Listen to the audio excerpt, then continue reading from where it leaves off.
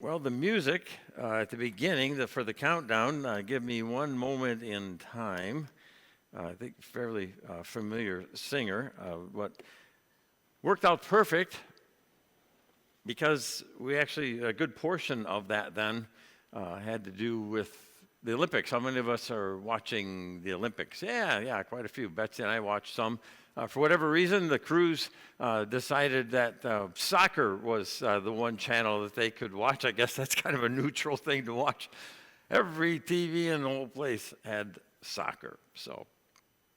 But the theme of that powerful Whitney Houston song, "Give Me One Moment in Time."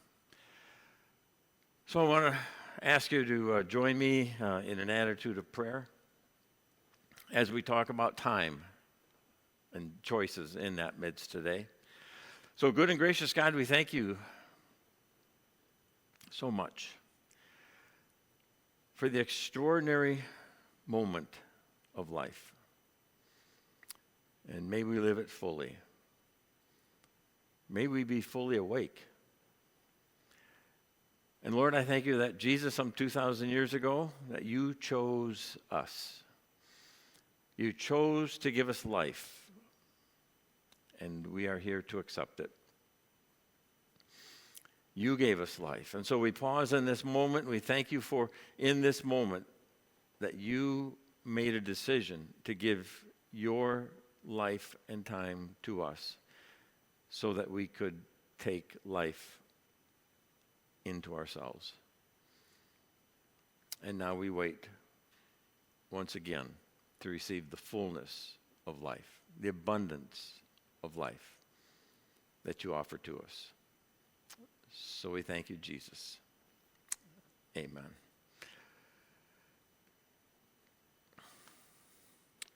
I don't know how many times you've had that thought, gee, I missed that moment. I missed that opportunity. I missed that chance. Or perhaps you're at a point in life, where many of us are, where you wondered, why did life move so slowly when we were young and now so quickly as we've gotten older?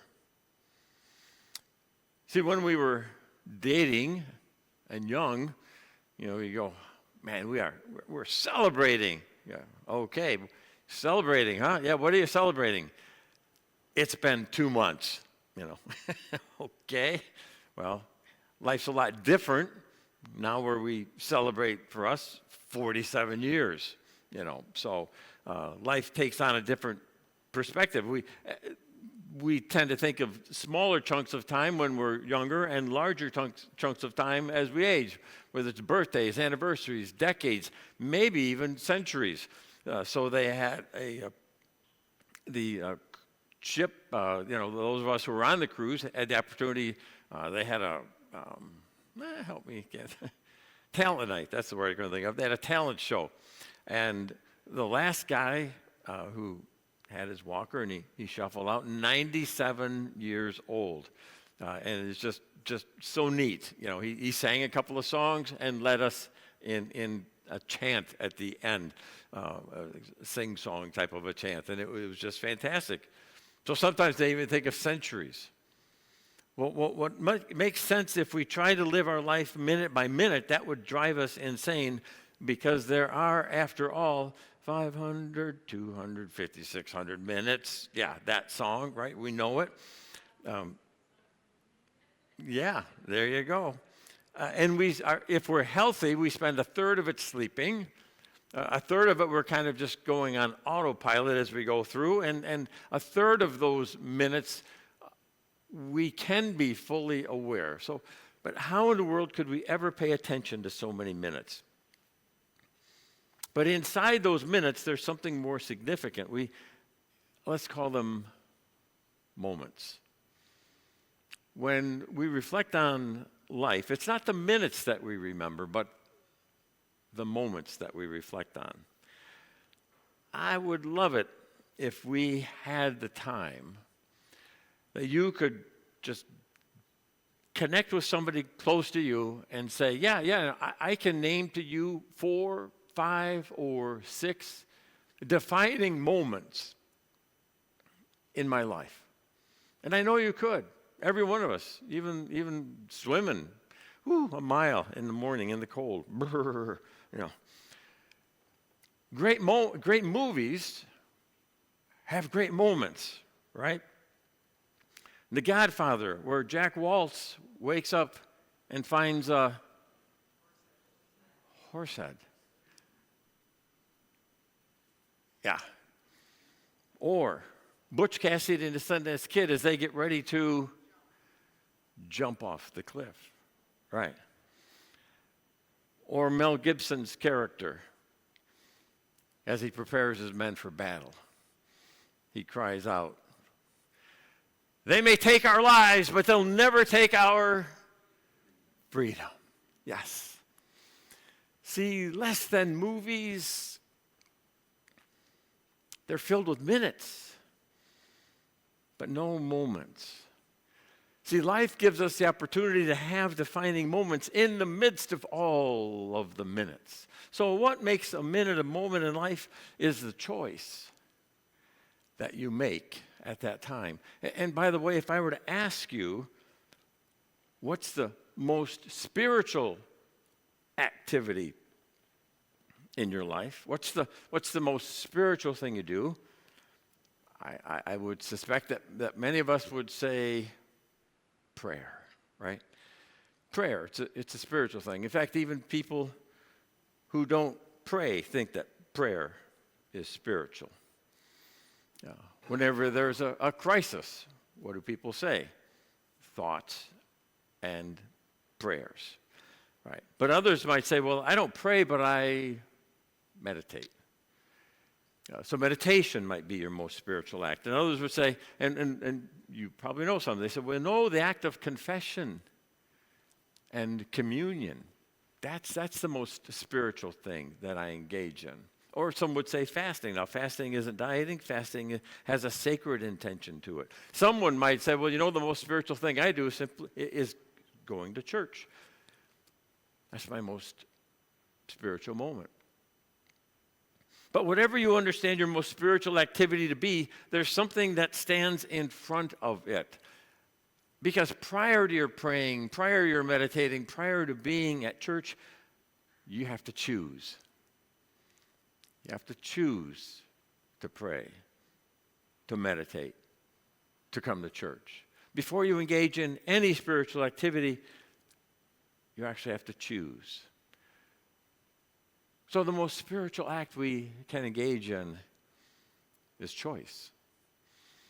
The ability to choose is sacred. I might contend and would contend, in fact, it's the most powerful and precious gift you've been given. Now, what may come as a surprise to you is that not everyone in the faith community believes in the power of choice. Now, John Wesley was the founder of our church in the mid-1700s, entered into a world where Calvinism was the predominant theology of the day. And Calvinism says to us that your life is predestined, your life is preordered, and that God has willed those who will go to heaven. And then when pressed, he actually had to come into what's called double predestination, because if God ordains you to go this direction, God then also ordains the others to go the other direction.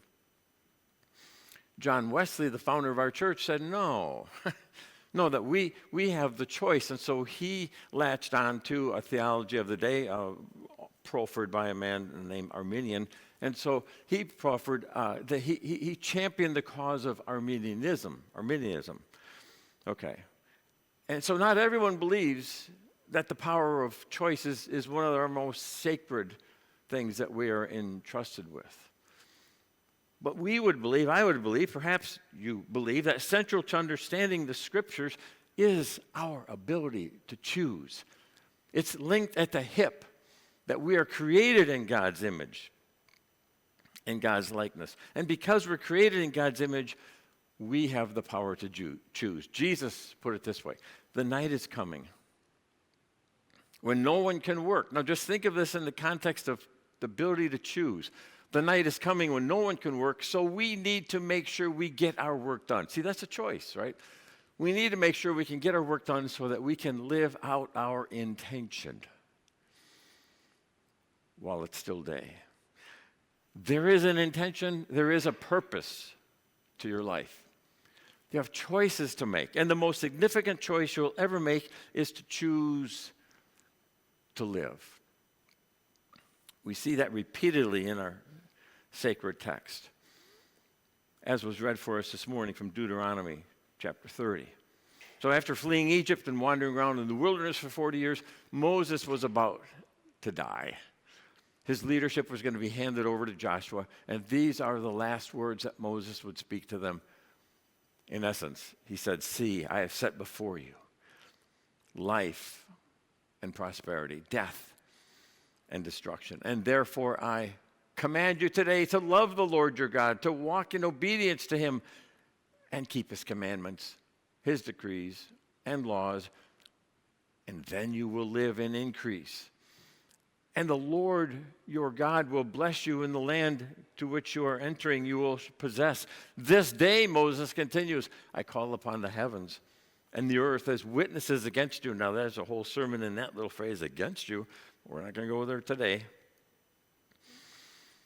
"That I have set before you life and death, blessings and curses. Now choose life,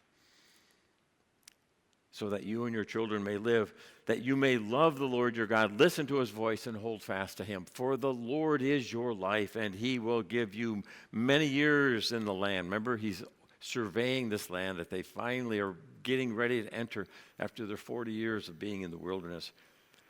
"He will give you many years in the land that he swore to give to your fathers, Abraham, Isaac, and Jacob." So have you ever had an aha moment? You know, not when you're having a V8, but just some other time. Have you ever had one of those aha moments? So, of course, we all have.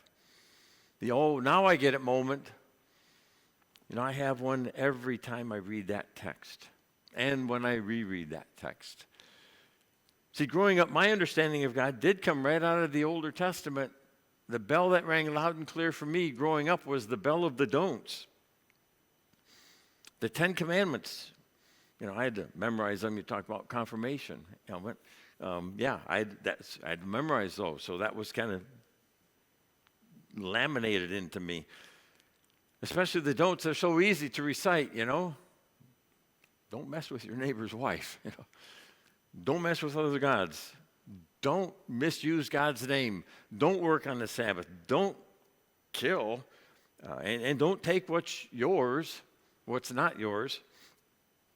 Because of that, it's easy to get confused about how God works. Should I do this? Should I do that?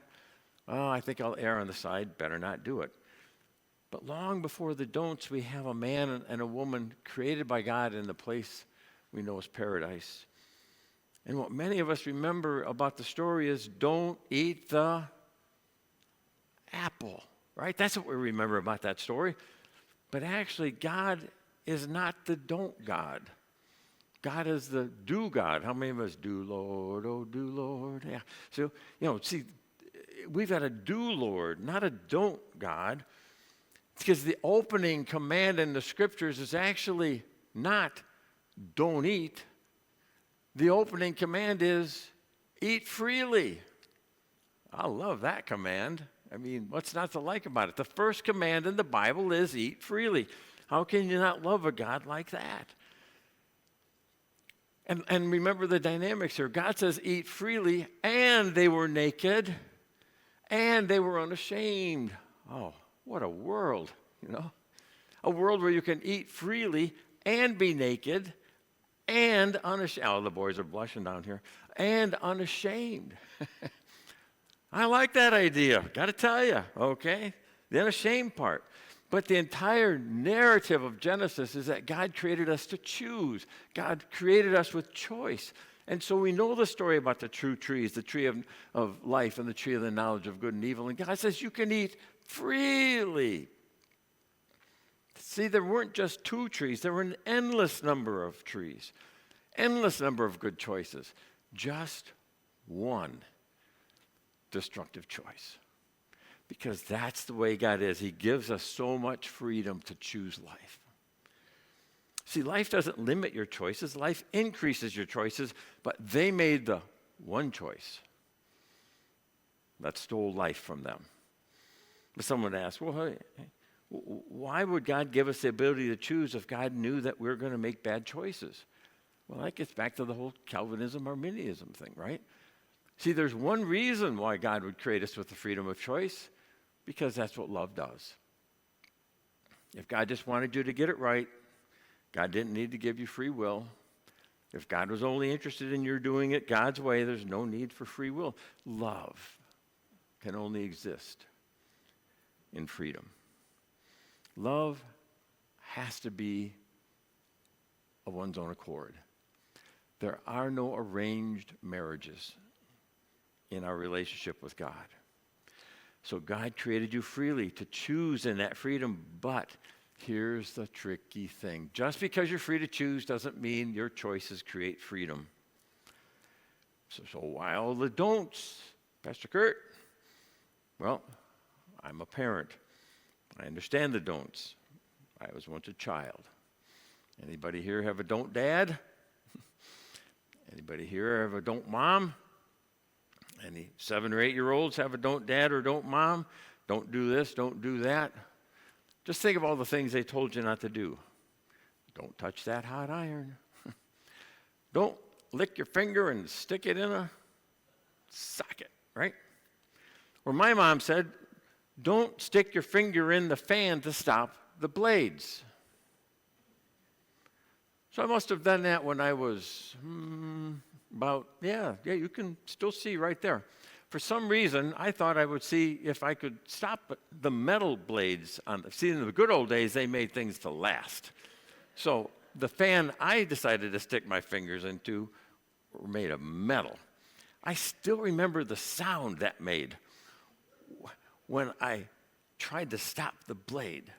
Right there, 2 scars. Anybody else have a scar that they would have, and I'm not talking about a surgical scar, but one that if you listen to the don't mom and the don't dad, you wouldn't have that, right? See, we long to be free. Don't run across the street without looking both ways. See, let me tell you how I know you had don't parents, because you're still alive, right? They gave you the don'ts because they didn't want one of your don'ts to steal your do's. They didn't want you to make a decision that would destroy your future. They wanted you to make decisions that would actually allow you to step into your future. God's opening command is eat. Eat freely. I want you to be free. But in that freedom, we made choices that changed the narrative, right? We brought death and destruction into the human story, not God. And that's why it's so clear. God says, see, I set before you prosperity and life, death, and destruction. Oh, but why is it that we hear, it seems like the stickum between the death and destruction just seem to latch onto us so much easier that we don't sometimes even hear the life and prosperity part. The choices for death and destruction, they're around us, right? Addiction, anger, dishonesty, deception, pride, neglecting those around you, and health, right? We make choices that affect our health. What we eat, what we take in, what we choose not to take in, whether we're sedentary in life or not. Those we hang around with, all of those can lead to death and destruction. Versus choosing life, where we do forgiveness over bitterness, integrity over convenience, service over self, value in protecting the lives and values of others. We go through life and we have choices to make. And many of the minutes that we have will give us the opportunity, should we choose, to turn them into moments. Because moments come out of the choices that you make. The choices that you have the power to engage. Real life, recognizes that sometimes we have a hard time escaping past choices. And some of us might still feel shackled to a past choice, as if there's a momentum from that past choice that we can't outrun.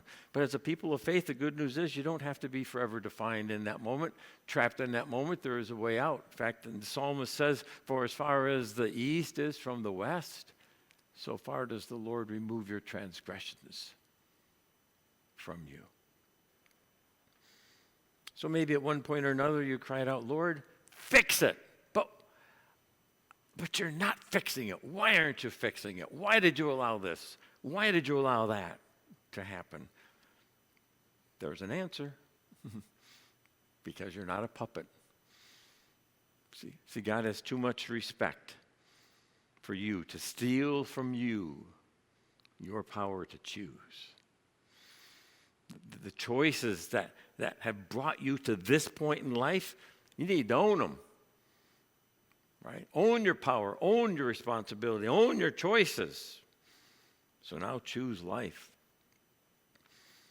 Now, there are some things you didn't get to choose, right? I was not consulted. Would I like to inherit 2 defective genes from my parents that gave me this lung issue? I was not given that choice. We're not given the choice to whether, well, you want to be tall, you want to be short. I was not given the choice to how much brain matter I would receive. I wasn't given the choice to whether to be male or female. You didn't get to choose even whether or not you exist, right? Because you're here and you exist. But you have to choose whether you live or not. So choose life. Now, you may remember he continues so that your children may live. But see, the reality is that whether God existed or not, we are impacted by the choices of people that came before us. Yes? You and I were impacted, and likely still are in some ways, by the choices our parents or those that raised us made. In fact, there are some things about who you are that way because someone chose that for themselves and they passed it on to you. And a lot of the times it's the worst part of us. We see alcoholics raising alcoholics, and abusers raising abusers, and victims raising victims.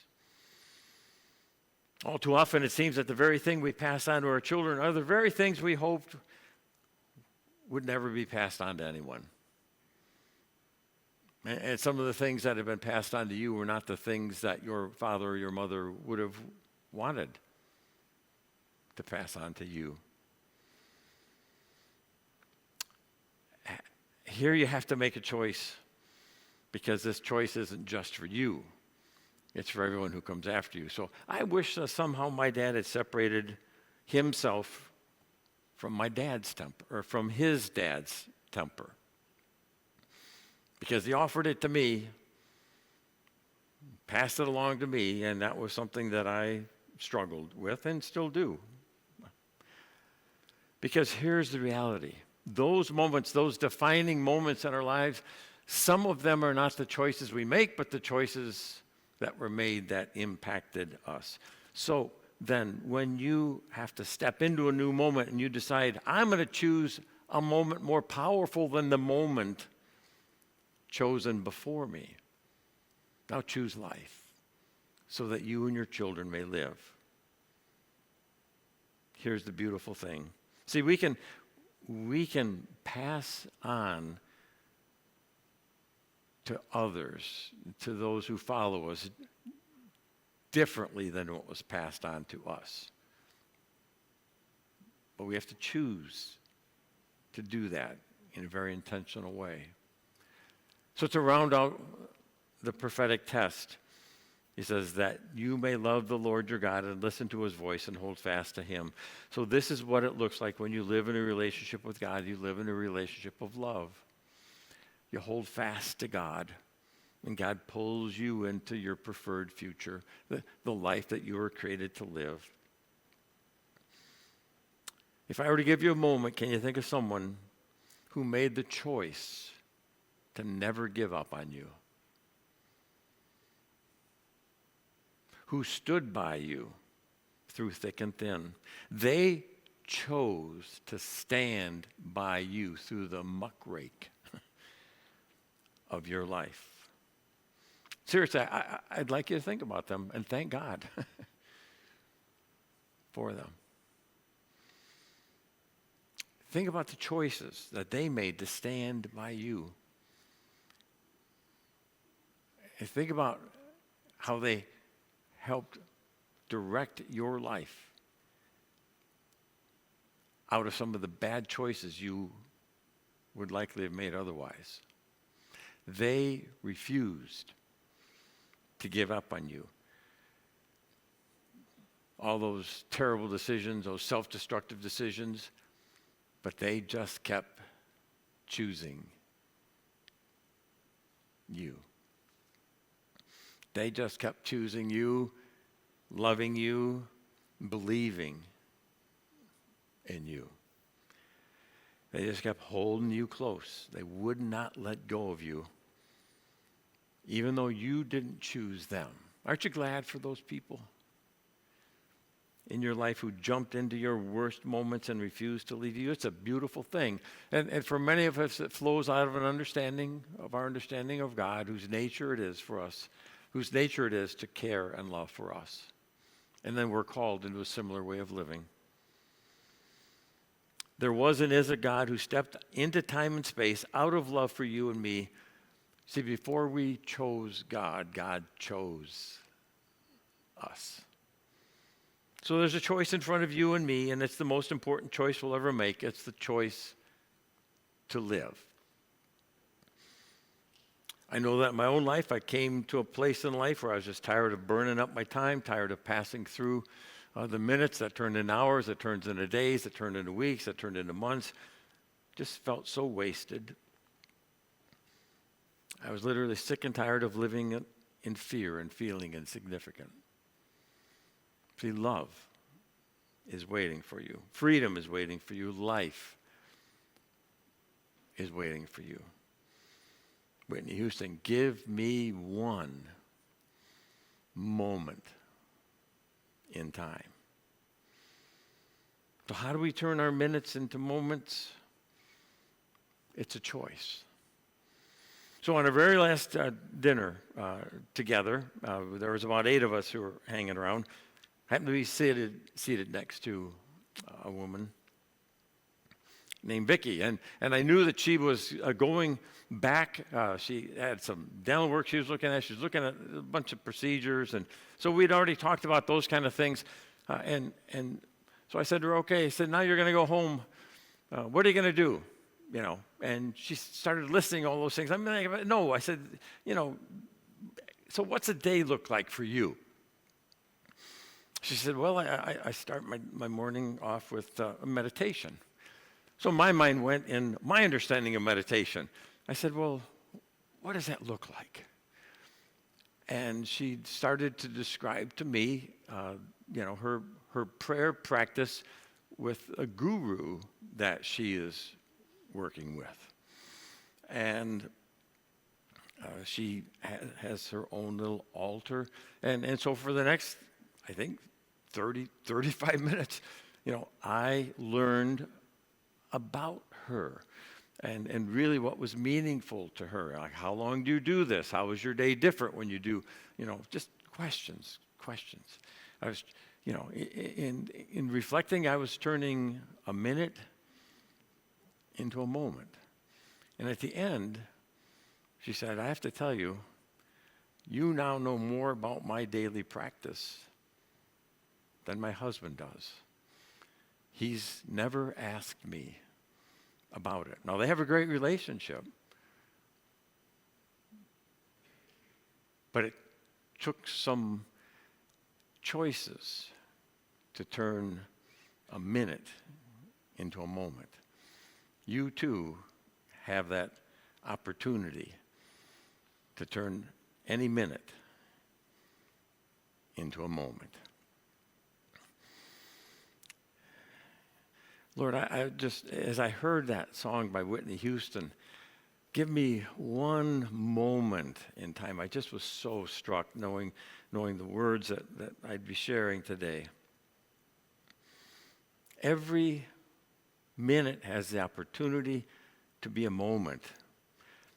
There's like an atom inside that is just waiting to be cracked open, and the energy of that. So, Lord, as we live through the 526,500 minutes of a year, may we be alert. May we be looking for how to crack that minute open and make it into a moment. In the name of the one who gave life and offers us abundant life, Jesus the Christ, we pray. Amen.